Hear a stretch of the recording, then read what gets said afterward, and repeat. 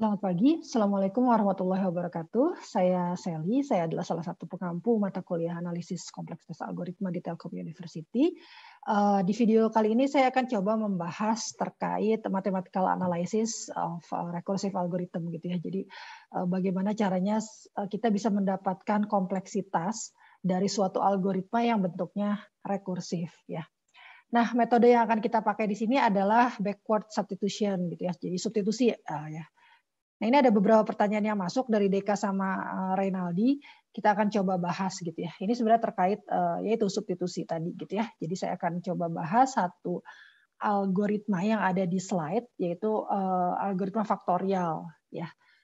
Algoritma faktorial ini diselesaikan dengan cara rekursif gitu ya. Kita pindah ke papan tulis. Yang khas dari algoritma rekursif ini biasanya dia minimal ada dua bagian ini kan ya. Jadi yang pertama adalah bagian basis, di mana rekursifnya akan berhenti. Nah, kemudian yang kedua adalah bagian rekursinya. Nah, yang khas itu kalian lihat bahwa dia memanggil kembali fungsi faktorial gitu. Jadi dia memanggil dirinya sendiri dengan ini argumen yang berbeda gitu ya. Jadi berkurang satu, panggil lagi berkurang satu, dan seterusnya. Oke, lebih lanjut tentang algoritma rekursif kalian bisa lihat di mata kuliah sebelumnya berarti ya. Oke, jadi di video kali ini kita akan membahas faktorial ini, algoritma rekursif. Kemudian kita itu pengen tahu gitu, berapa sih kompleksitasnya gitu, kompleksitas dari algoritma ini. Ya, karena dia tidak kelihatan gitu. Jadi yang kita cari itu sebenarnya CN kalau kalian masih ingat. Ya. Jadi berapa kali sih basic operation dilakukan oleh fungsi faktorial ini gitu. Nah, saya nggak bisa tuh ngitung manual 1, 2, 3, 4, 5 karena nggak kelihatan gitu ya. Jadi kan ya, kalau misalnya algoritmanya yang biasa aja gitu ya, yang struktural biasa, nggak ada loop, nggak ada rekursif, itu kan enak ya, tinggal dihitung aja 1, 2, 3. Oh, ada misalnya basic operasi basicnya itu misalnya ada perkalian gitu.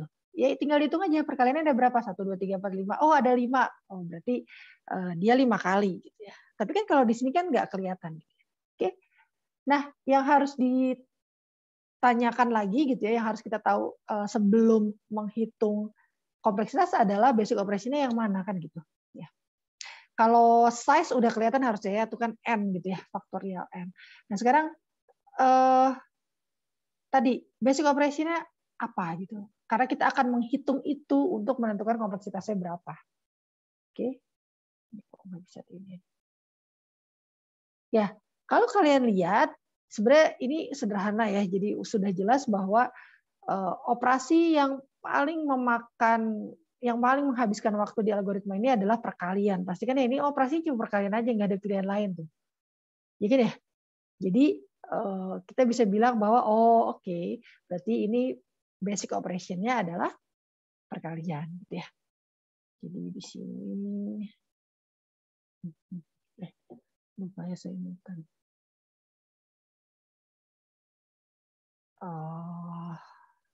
Jadi basic operation-nya itu adalah perkalian, multiplication gitu ya. Makanya nih ya yang ditanyakan oleh Deka, ini kan ada M nih ya. Nah, itu menunjukkan multiplication biasanya ya. Karena basic operation-nya adalah perkalian gitu. Makanya dikasih namanya M. Ya, kalau summation penjumlahan biasanya kasihnya S gitu, SN misalnya. Oke. Nah, sekarang saya pengen tahu nih ini berapa sih CN-nya gitu, kompleksitasnya berapa gitu lah ya. Atau nanti O berapa sih gitu ya, yang gampang ya. Nah, caranya adalah salah satunya itu sebenarnya sudah disebutkan juga di slide ya. Kalau kalian lihat slide ini sebenarnya udah lengkap di sini. Oh, ini juga ditulis ya ukuran inputnya, operasi dasarnya sudah ditulis gitu ya. Nah, yang ini loh, yang di bawah ini ada kalau ini pakai C ya. C itu complexity gitu ya. Jadi ini lebih umum gitu ya. Terserah mau pakai C boleh, mau pakai M boleh gitu ya. Nah, dia ada dua baris. Kenapa? Itu tuh merepresentasikan dua hal di sini gitu. Ya, tadi ya rekursif saya sebut di dia minimal ada dua gitu ya. Yang pertama ada bagian basisnya, gitu, tempat dia berhenti. Ini kan return satu tuh berarti berhenti gitu. Si fungsinya ini berhenti gitu ya. Karena kalau nggak ada basis dia akan return panggil lagi kan jadi infinite loop gitu ya. Jadi loop terus gitu ya. Jadi nggak berhenti. Nah kemudian ini ada bagian yang rekursinya. Jadi yang tadi saya pakai MN aja ya untuk mengikuti pertanyaannya ini. Pertanyaannya Deka dengan Renaldi ya. Ini kan pakai M ya dua-duanya. Jadi saya mau merepresentasikan dua baris dari algoritma faktorial tadi, kebetulan cuma dua baris, itu dengan menggunakan ini gitu ya. Nah, gitu ya, ditunjukkan ini baris pertama, ini untuk baris kedua gitu. Oke. Ya, jadi yang atas bagian untuk merepresentasikan bagian basis, yang bawah untuk merepresentasikan bagian rekursi. Nah, yang bagian ini nih buat apa gitu? MN ini apa? Ingat MN itu tadi kan multiplication. Saya tuh pengen tahu berapa kali sih perkalian itu dilakukan di algoritma faktorial ya. Jadi kalau mundur lagi ke belakang tadi mau ngapain? Kita mau menghitung banyaknya basic operation. Kalau kita tahu berapa banyaknya basic operation yang dikerjakan oleh algoritma ini, maka kita juga bisa tahu berapa kompleksitas dari algoritma ini gitu ya. Ya, jadi MN ini kita tuh mau menghitung multiplication. Oke, di basis ada berapa operasi perkalian yang dilakukan di basis? Kalau dibaca apa? If n sama dengan 0 gitu ya. Dia ngecek kalau n-nya sama dengan 0, maka return 1. Adakah multiplication yang dilakukan? Jawabannya adalah tidak gitu ya. Karena tidak ada, maka kita tulis sebagai 0 gitu. Ya. Nih, 0. Ini 0. Kenapa 0? Kan nggak ada ya, di basis nggak ada multiplication. Jadi dia 0 ini kalau n-nya sama dengan 0 gitu ya. Gitu kan ya di sini ya. Jika n-nya sama dengan 0. Jadi untuk n sama dengan 0, maka berapa kali gitu ya, berapa kali perkalian, berapa kali multiplication yang dikerjakan? 0. Oke? Nah, kalau yang di else-nya di bagian rekursi ini kan basis ini kalau n sama dengan 0. Kalau di rekursi itu kalau n-nya lebih dari 0 kan? Iya enggak? Ini kan kalau n-nya lebih dari 0 gitu. Nah, kalau n-nya lebih dari 0, berapa kali multiplication dilakukan? Nah, kalau kalian lihat ini kan enggak sejelas itu kan. Dia tulisannya begini gitu.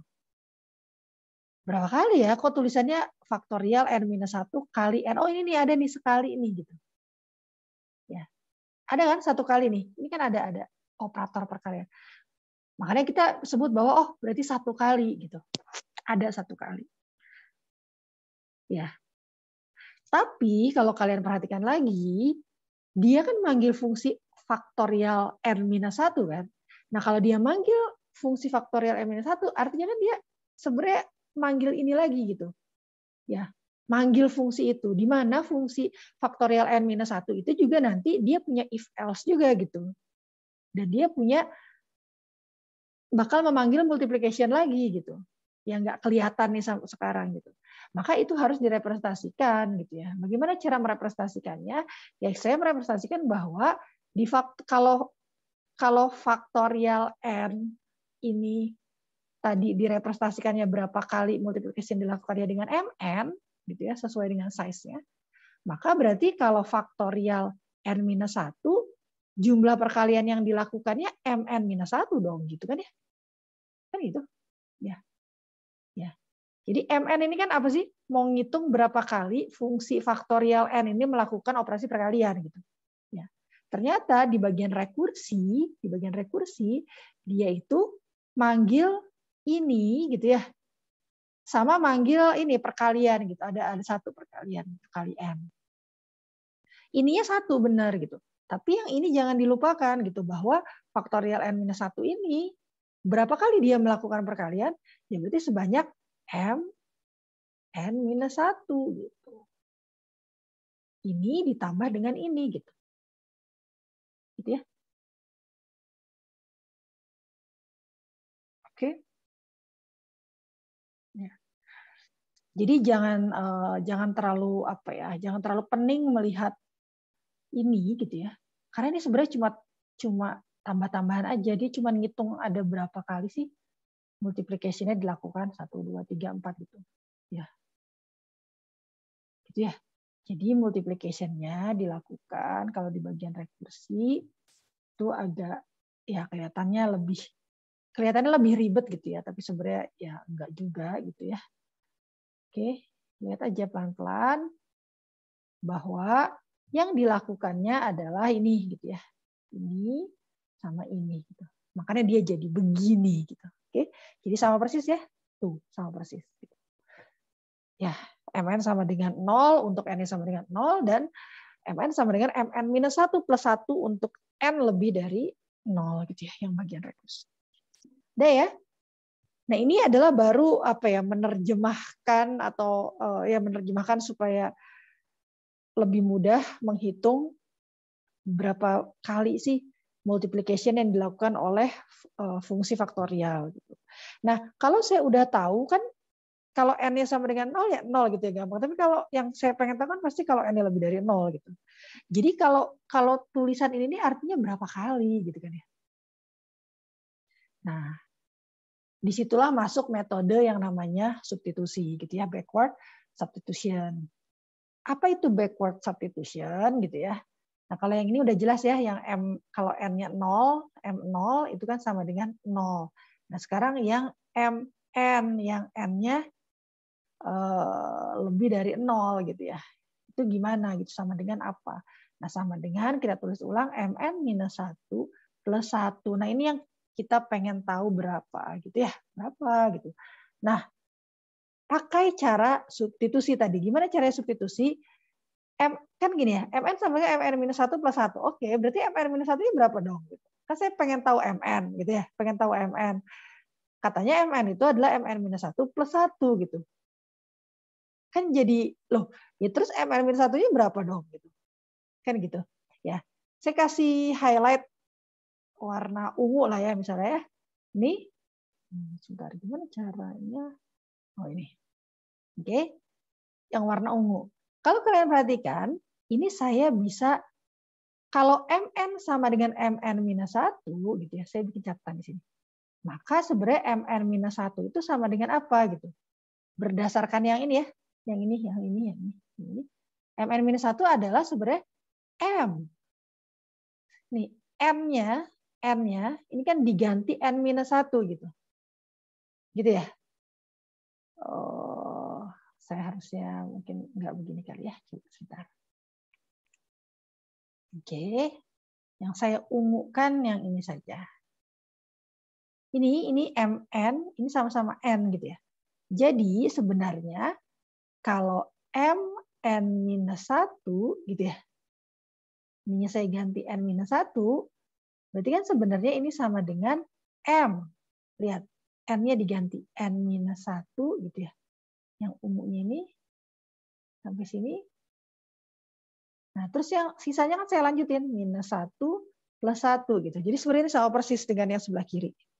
Cuman bedanya sekarang yang dikirim bukan N tapi N-1 gitu yang di dalam M-nya. Ini yang saya ungukan lah. Gitu ya. Jadi ini kalau saya teruskan M N-1 kan N-2 gitu kan ya. Plus 1 gitu. Nah, ini harusnya bisa menjawab pertanyaannya DK gitu ya. Kenapa MN sama dengan MN-1 plus 1 kok bisa substitusinya jadi MN-1 MN-2 plus 1 gitu ya. Sebenarnya asalnya dari situ gitu ya. Oke. Jadi kenapa MN-1 itu bisa tiba-tiba muncul MN-2 gitu ya? Karena dia sebenarnya nyontek dari persamaan yang ini gitu. Kalau size-nya N, isinya N, maka dia formulanya begini. Berarti kalau N-1, ya berarti N-nya diganti N-1 gitu. Kalau yang ungunya ini diganti N-1, ya berarti yang dalamnya juga diganti N-1 gitu. Oke? Ya, jadi saya bikin ini. Jadi saya bisa mengubah ini dengan ini gitu. Ya enggak? Kan sama-sama MN-1 kan ya. Jadi saya tulis ulang ini ya. Berarti MN sama dengan yang merahnya ini saya ganti ini MN minus 2 plus 1. Ini kan masih ada plus 1 ya. Plus 1 gitu. Ya. Oke. Jadi MN sama dengan MN minus 2 plus 2 gitu. Oke. Nah, untuk lebih memahami substitusi, saya akan coba buka satu lagi ya. Sekarang kita lihat ya warnanya ungu juga ya. Ini kalau N, sorry. Sekarang yang ini. Nah, gitu. Ya. Oke, coba. Kalau MN minus 2 sama dengan apa? Ini lihat lagi nih ke sini gitu. Lihat lagi ke persamaan yang pertama.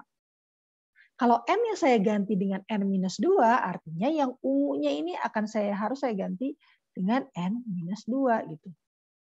Kan gitu. Ya. Ini saya ganti dengan ini gitu. Nanti tinggal nerusin N-2-nya. Ya. Oke. Jadi Mn-2, ini kalau ini N-2 gitu ya. Yang ini sih yang ini. Minus sorry.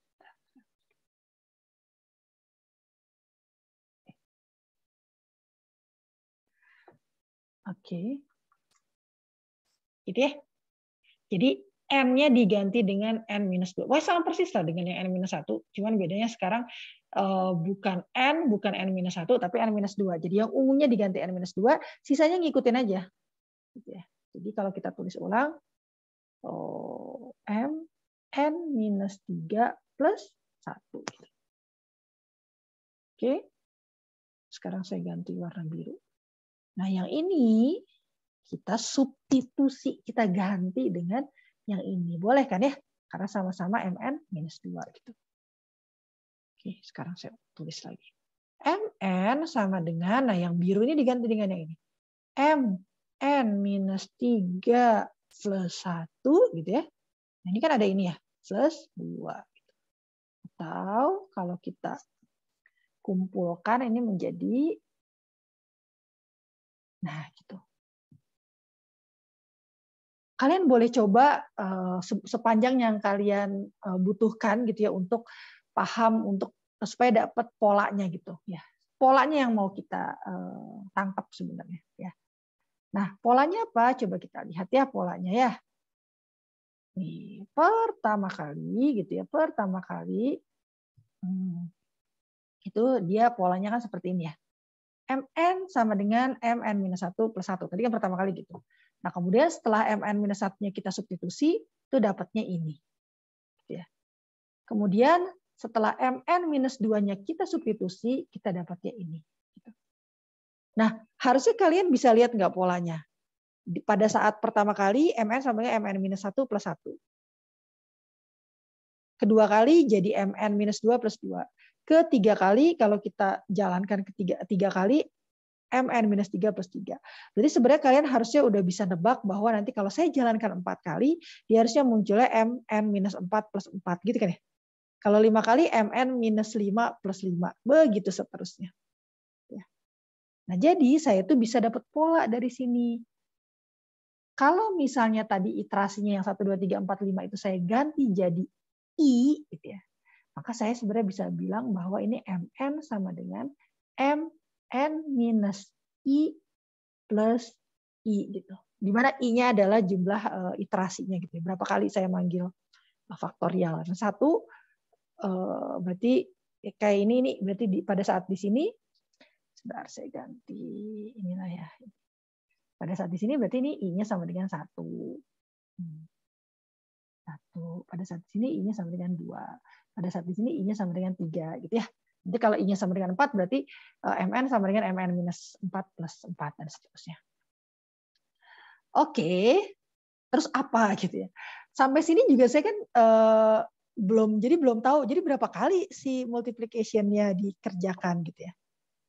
Jadi dia akan terus prinsip faktorial adalah dia akan terus memanggil fungsi faktorial tadi gitu ya. Dia akan masuk else terus gitu ya. minus 1, minus 1, minus 1, minus 1, sampai kapan? Sampai akhirnya N-nya sama dengan 0 kan tadi. Ya, coba lihat lagi di sini. Yang ini ya. Ini. Itu kalau misalnya ya, anggap N-nya, misalnya N-nya berapa? N-nya 3 misalnya. Jadi saya misalnya panggil faktorial 3 gitu.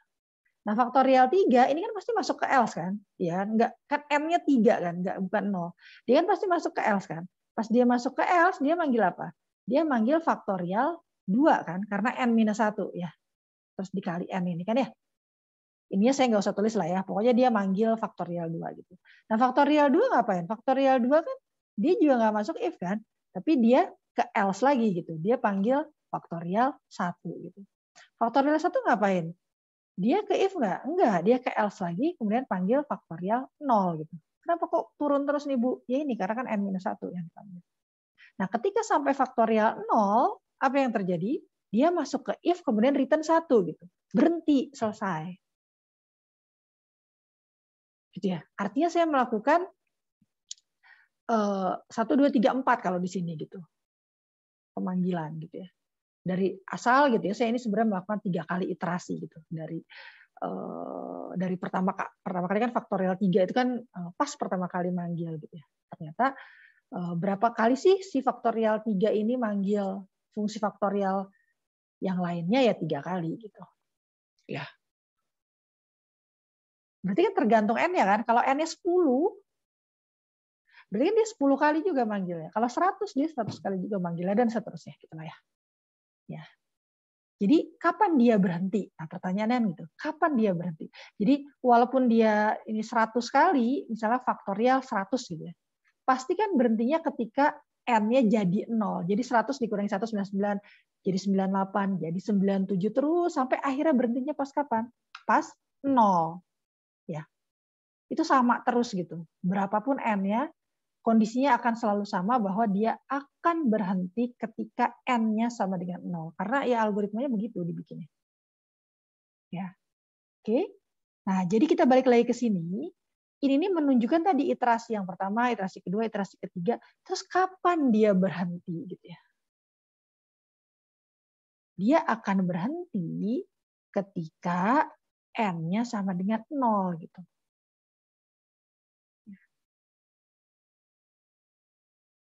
Ya, kapan dia berhenti? Jadi mn-1, mn-2, mn-3, mn-4, mn terus gitu. Pada saat kapan dia berhenti? Ya ketika m si n-nya adalah 0 gitu ini. Dia akan berhenti kalau sudah sampai m 0 gitu. Si i-nya berhenti. Ya. Oke, jadi pas kita udah setelah kita tahu polanya, maka kita cari tahu dia berhentinya kapan sih gitu. Nah, dari sini kita bisa dapat persamaan sebenarnya. Apa itu? Sorry. Oh, ini bahwa dia akan berhenti kapan i-nya kan kita kan mau tahu ya i-nya tuh berapa kali sih kalau kayak tadi kan faktorial kalau 3 3 kali kalau 10 kali. Nah, sekarang i-nya tuh berapa kali sih gitu ya, kapan berhentinya? Nih ya, berarti ini ada persamaan nih n-1 n-i sorry. n-i itu sama ini stopnya ini kalau begini gitu. n-i sama dengan 0. Atau saya bisa bilang n sama dengan i gitu. Karena i yang kita cari ya sebenarnya i sama dengan n. Ya. Gitu. Jadi artinya dia akan berhenti kalau i-nya sama dengan n.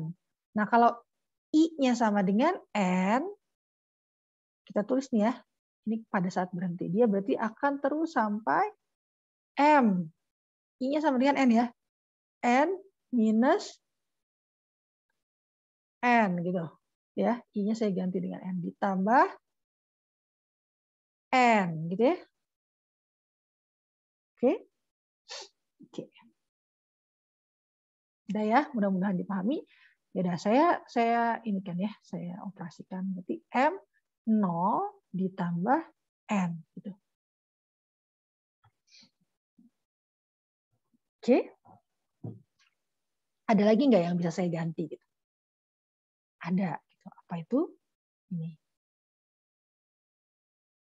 M0. M0 tadi di atas, terus saya kecilkan. M0 tadi di atas, nah, kita punya persamaan yang ini. Ya, terus di basis ya. Oke. Nih. Itu bisa kita ganti gitu ya. Jadi Mn sama dengan M0 berapa? 0 ditambah M. Jadi Mn sama dengan N. Mn itu apa? Balik lagi saya nanya. Mn itu adalah jumlah operasi perkalian yang dilakukan oleh fungsi faktorial tadi yang rekursif tadi. Gitu. Ternyata sejumlah n gitu loh. Ini ternyata berapa kali sih perkaliannya dilakukan? Oh, ternyata n kali gitu. Untuk size n ini gitu ya. Jadi n kali. Artinya kalau misalnya faktorialnya faktorial 10, ya berarti 10 kali gitu. Kalau faktorial 100, berarti 100 kali dipanggil perkaliannya gitu. Ya. Oke. Nah, kalau kita sudah dapat Mn sama dengan N, ya udah ini mah gampang ya, ini polos nih, cuman N, bukan setengah N plus 5 enggak kan ya, cuma N aja ya udah, berarti ini kita bisa bilang bahwa ini adalah elemen dari masuk ke dalam kelas apa namanya, linier ya, big theta n atau big ON gitu boleh. Gitu. Ya, jadi kompleksitas asimptotiknya dia big theta n, atau kalau ditanya, jadi kelas efisiensinya apa? Kelas efisiensinya itu masuknya ke linear gitu ya. Ya, kalau n kuadrat berarti kelas efisiensinya kuadratik gitu ya. Oke, kira-kira seperti itu. Ini saya membahas semuanya gitu ya, satu full gitu ya. Walaupun pertanyaannya sebenarnya kalau dari Deka dan Ray itu hanya kenapa sih kok bisa disubstitusi jadi itu gitu. Sama ini kenapa sih kok M0 sama dengan 0 gitu. Atau M1 sama dengan 1. Kenapa gitu ya. Ya. Jadi M0 sama dengan 0, ini untuk Ray ya. Kalau yang untuk Deka mudah-mudahan jelas ya kenapa kok bisa disubstitusi seperti itu. Nah, yang untuk Ray, kenapa M0 itu sama dengan 0? Itu tergantung kondisi banget ya. Jadi pertama kita harus ngerti dulu, kita harus mengerti apa itu artinya M0 gitu kan ya.